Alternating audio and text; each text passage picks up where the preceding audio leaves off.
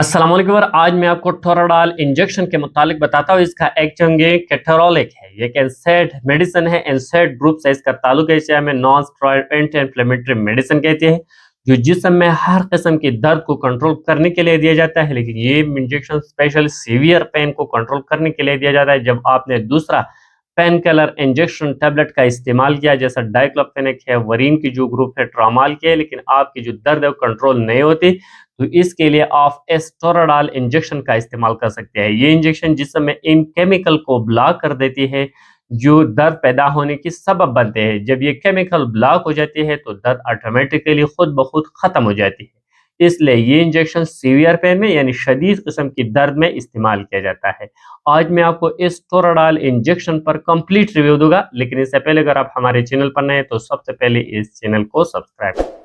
अगर इस इंजेक्शन की यूजेस को देखा जाए तो ये हर किस्म की शदीद किस्म की दर्द को कंट्रोल करने के लिए दिया जाता है। जब सीवियर पेन हो, बहुत ज्यादा दर्द हो, जैसे अगर आपकी किडनी में जो शदीद किस्म की दर्द होती है तो इनको कंट्रोल करने के लिए, ब्लडर में जो शदीद किस्म की दर्द होती है, या ऑपरेशन के बाद इस इंजेक्शन को लगा जाते हैं। जब ऑपरेशन हुआ है, ऑपरेशन के बाद जो दर्द होती है, इन सीवियर पेन और दर्द को हर किस्म सर्जरी के बाद भी इसमें इंजेक्शन को लगाए जाते हैं ताकि दर्द कंट्रोल हो जाए हस्बी ज़रूरत।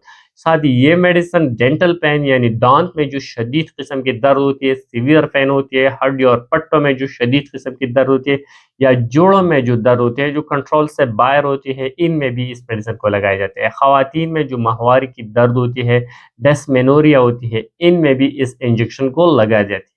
स्पेशली ये मेडिसिन जिधर भी आपकी बॉडी में सीवियर और शदीद किस्म की दर्द होती है, फैन होती है, इन किस्म की शदीद दर्द को कंट्रोल करने के लिए इस इंजेक्शन को लगाए जाते हैं।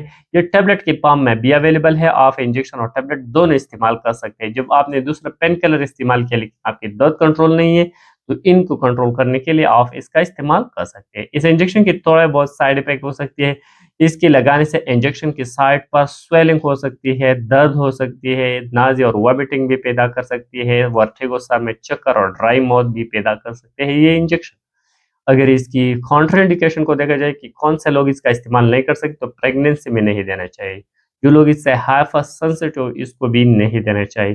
Chronic liver disease, chronic heart disease, chronic kidney disease में इस मेडिसिन को नहीं देना चाहिए।